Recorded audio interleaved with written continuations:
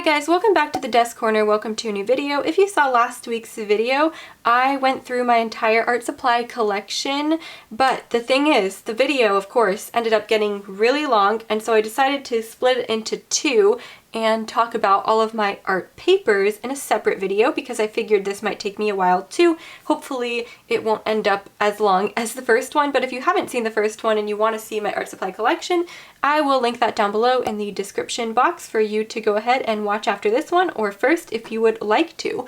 So we're going to talk about all my art papers. The thing is, I do have a lot that I don't actually like and I put them in a giveaway pile, or I have stored them away in the closet for some of the old sketchbooks I've already filled up. So I'm not going to include really old sketchbooks that are completely filled up, but I am going to include all of the art papers I have that currently still have room to be worked in. And if this video doesn't get too long, I will pull out the giveaway pile and talk about the papers that are in there as well. So let's go ahead and start with this pile. I had to divide it up into a few different piles so that the stack doesn't go this high. So the first paper is the Legion Stonehenge colored paper. So this is a 100% cotton paper, and all of the colors are different variations of off-white. I have used up a lot of them already, but you can tell they're just slightly different. I really do like this paper, but the thing is, I feel like I have difficulty working with like polychromos on it for some reason. That specific pencil I don't feel like works as well with it for me specifically. I don't know why I feel that way, but I haven't had any issue with the paper otherwise, and I do like off-whites, and having that is important to me, but I'm not sure if I would repurchase this in the future. Maybe. I do want to try more Stonehenge papers anyways, and I do like the colors provided, but I'm not sure if I love the texture quite as much as I do some other papers. But you will see me using that one every once in a while. So next we've got the Strathmore Toned Tan Mixed Media paper. I've actually done a lot of toned gray, tan, and blue paper videos recently. I didn't do one on tan recently. It was actually an older video, and maybe I could do one, but you know, they're all kind of the same, just with different tones. I love the Strathmore Mixed Media series. I like how thick these papers are, so these are definitely papers that I recommend using. I think a lot of artists already have this one and know a lot about this one. Next, we've just got a Strathmore Mixed Media Sketchpad 200 series, so this one is not quite as good as the other ones, I suppose, or maybe it's not as archival or something like that. I'm not sure all the differences between them, but this is definitely more like sketch paper, and so I use it as such, and I don't usually do complete artworks or anything in paper like this, but I do like to use it for things like swatching. I'm not sure I would recommend this paper for finished artwork as much. I think if you're just sketching for fun or swatching or creating outlines and things like that, it should be fine, but I don't think the paper is like sturdy enough to create completed artworks on a lot of the time, unless maybe you're just using graphite. It should be fine. And next we have another sketch pad. So this is the Canson sketch pad. You guys are seeing sketch pads that I don't usually use on my channel because I don't really use sketch pads very often. I have done, these are just old drawings and things I was commissioned to do, and some old sketches and things like that. So again, I'm just using this one for fun as well. I feel like the paper in this one is even thinner than the paper in the previous one I showed you. These are both okay sketchbooks that I do recommend for things like outlines and things like that, but I can't say I recommend it for mixed media. And then under here we have the classic Strathmore Mixed Media pad, so just the white paper. This is something I notoriously enjoy using. I just like how you have the freedom to use whatever medium you want on it, although I have noticed that I have difficulty using watercolor on it, so it's not the best when I am considering using watercolor, but for things like charcoal, colored pencil, and things like that, I have always had a fun time using this. The only thing is, it is vellum surface, and it can be a bit textured sometime, and the texture shows through, which not everybody likes. This is the same as the toned paper, so it's also the 400 series. And now for our next pile. So I have the Strathmore Bristol Smooth paper. This one I don't necessarily like that much. It's all dusty. I just pulled it out because it wasn't in my desk. It was actually stored on the side next to my shelf because I don't really use this. And Bristol Smooth is not really my thing as much, but it does work for things like fine liner, of course, and perhaps marker, but I don't know if I've had the best luck with marker, like alcohol markers on this paper. For those of you guys that do like this paper, let me know.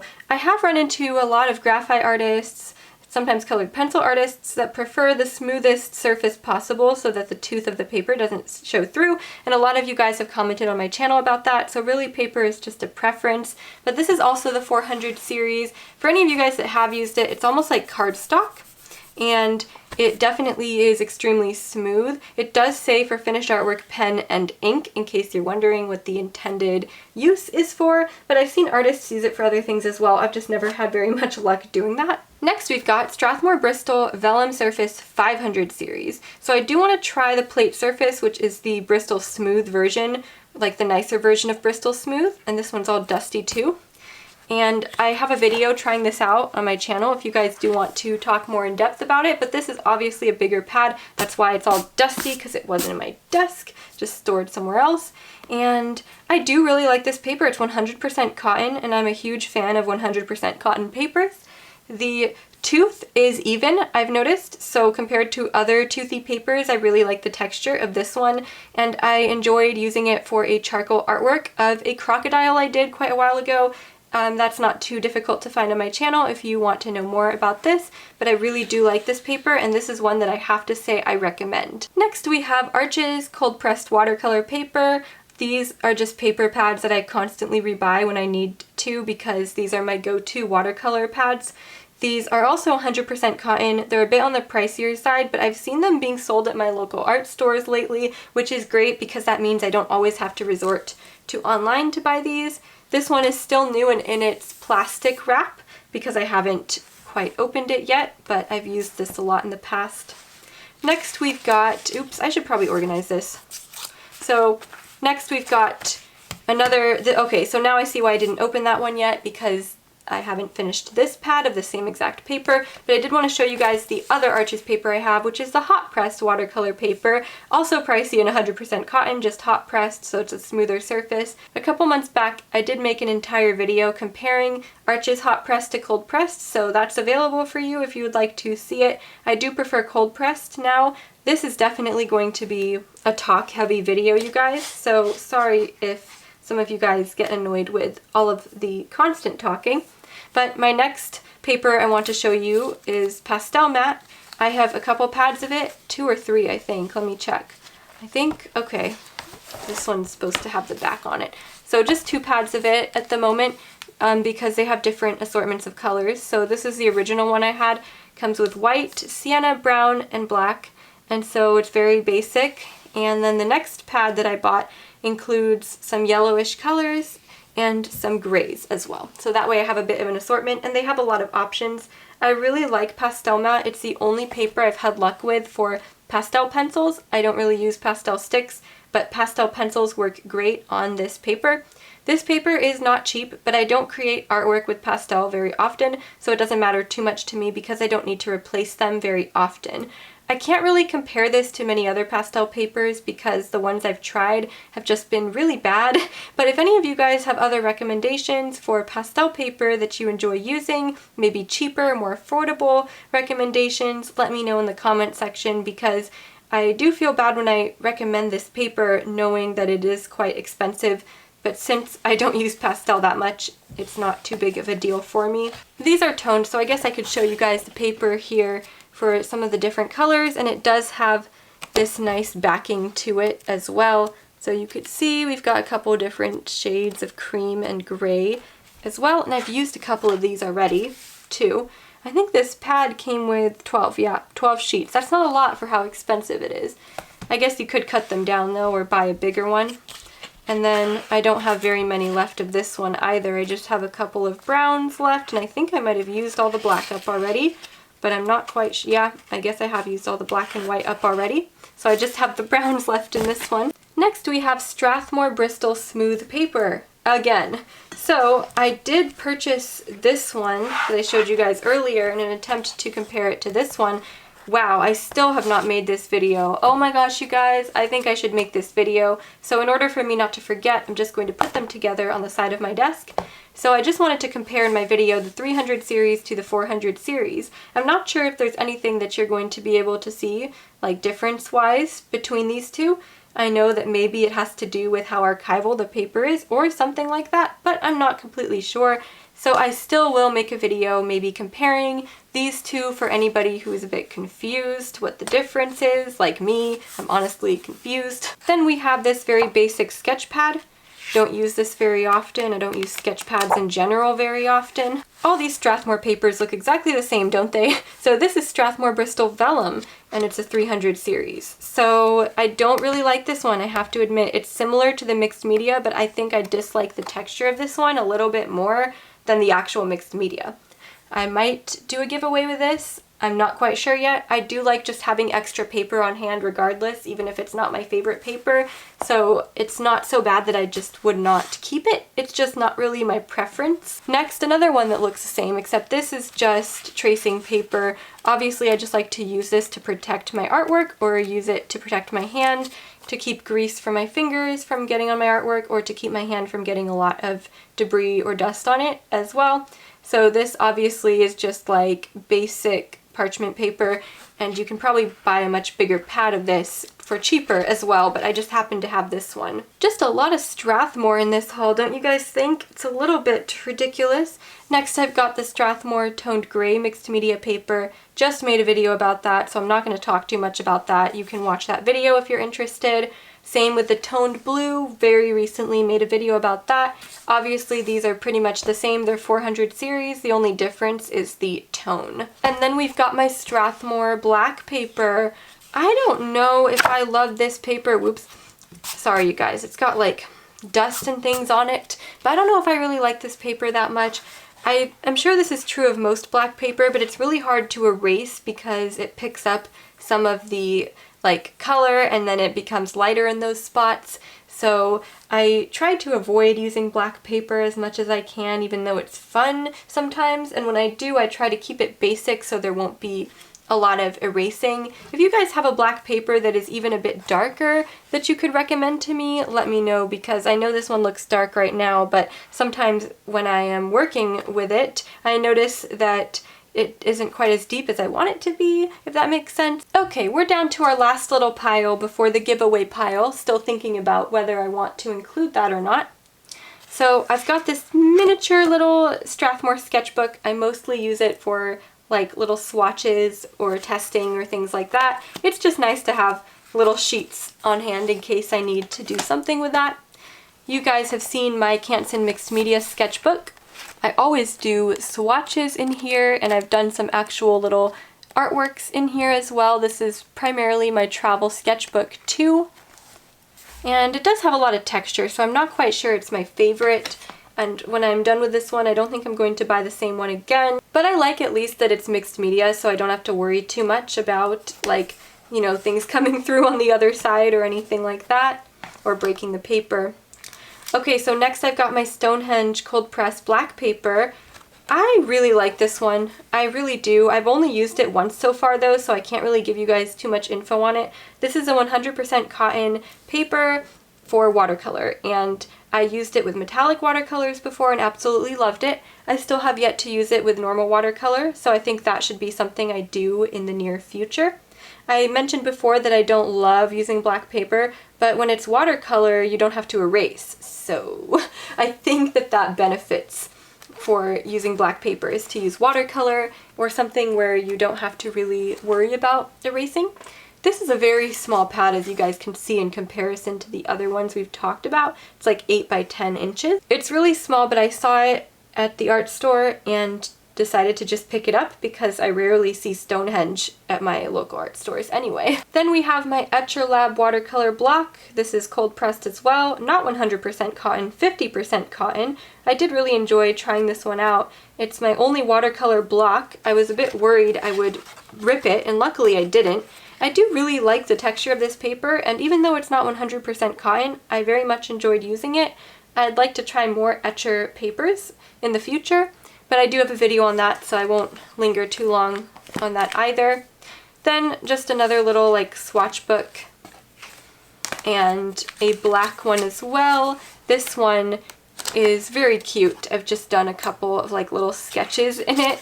It can't really handle that much. I've just done some outer space themed things, but the last one looks like 2020, so it's actually been quite a while since I've used this one at all.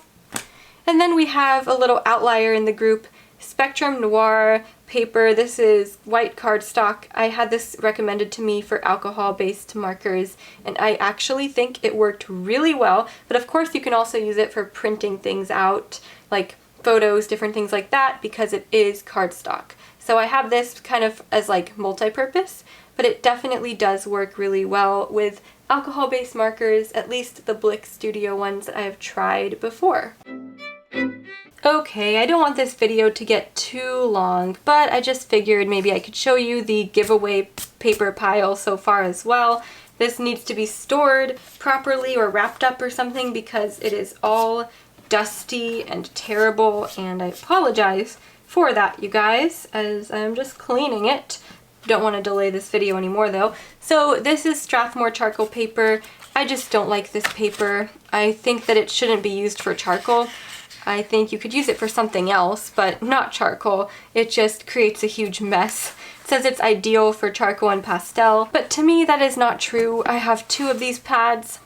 Then I have Strathmore pastel paper, same thing. I just don't like how it works with pastel, but I'm sure it could be used for something else. And I do like the tones that they include in here. There's a couple of greens and blues and things like that, and off-whites. Then we have this Strathmore Sketch fine tooth paper, and I have just used this. I don't think I'd actually give this one away, maybe. Just used this for various like sketches. But the thing I don't like about it, of course, is when you try to use it for charcoal or even graphite, you end up with a lot of transfer and things like that because it doesn't have a lot of tooth to it. To be fair, it does say fine tooth surface on the front, so I probably was using that for the wrong reason back, like, you know, in 2017 when I was using this a lot. Then we've got the Strathmore Toned Tan sketch paper. Just like the mixed media paper, but it's sketch paper. And it looks like I did artwork in 2018, that little sketch. That's funny how long ago that was. And then another one in January of 2018. So both of them in January of 2018, actually. Great. So I think I could give this away with the artwork still in it. I know it's a little torn at the top, but the actual paper is in good condition, and somebody could fill up the rest of the book, because I am not much of a sketchbook person.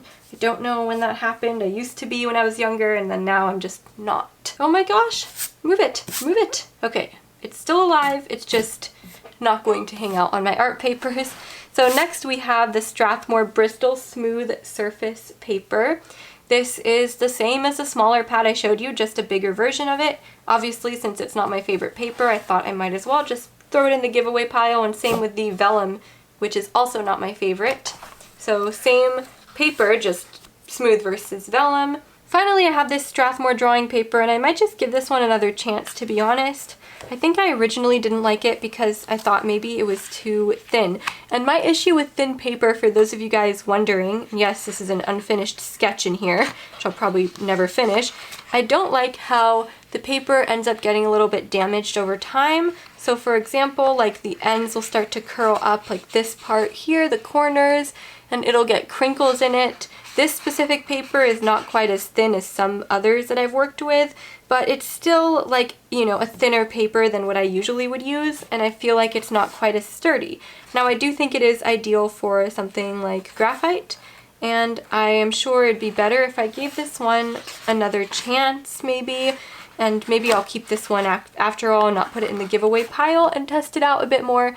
I don't know. Let me know what you guys think I should do with it. Compared to some of these other ones, at least I know that this one is something I haven't used in a while. Maybe I could give it another chance. I've had a lot of comments on my channel about debating about papers, and a lot of people do prefer to use a finer tooth paper. This is technically medium surface for artwork like graphite or even colored pencil, because they don't like to have the texture showing through, and I have always just preferred a bit more of a heavyweight paper, but I think I should give this paper another chance.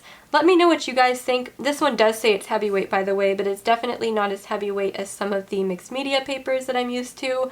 So I'm just curious if you guys have experience using this paper and if you like it or not, and also if you prefer a thicker or a thinner paper. I think ever since I started enjoying charcoal more, I prefer more of a textured or thicker paper compared to when I was mostly into graphite. But that's just me, you guys. Let me know what you guys think. I always really like this artwork on the front here, by the way. They change it out all the time. Okay, you guys, I think that's all for today's video. Thank goodness that I split it into 2 parts, because that would have been one long video. So I hope that even though they were long, splitting it up into 2 parts helped to digest it a bit more. If you didn't watch the previous video because it was so long, I completely understand, and maybe I should have split that one up into parts too. Thank you guys as always so much for watching, and of course, as always, I will see you guys in the next video. Bye! Bonus, I forgot about these rolls. I think one of them is just normal drawing paper, but the other is Fabriano Artistico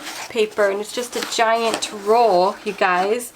And I haven't opened it in quite a while, I don't think. I'm actually scared to unroll it. I don't know why. I don't know if I'm going to be able to re-roll it if I unroll it, or if it's going to be all warped. I've also got a couple of unfinished artworks, and I don't think they're ever going to be finished, but it might just be fun for you guys to see them. So this one is a very colorful colored pencil crocodile. I assume I must have done this 5 or 6 years ago. Then I've got just a dirty paper. Don't know why that one has nothing on it, why I pulled it out. And finally, I have this bear artwork. I remember this because it was supposed to be a commission, and then the person changed their mind, so it's kind of a shady commission. Do you guys have any shady commission stories? And is that a reason why you don't do commissions anymore? Because I really rarely do them these days because it is very stressful and sometimes it can be a bit shady. I've had some really good experiences as well, but not all experiences were good. Okay, bye you guys!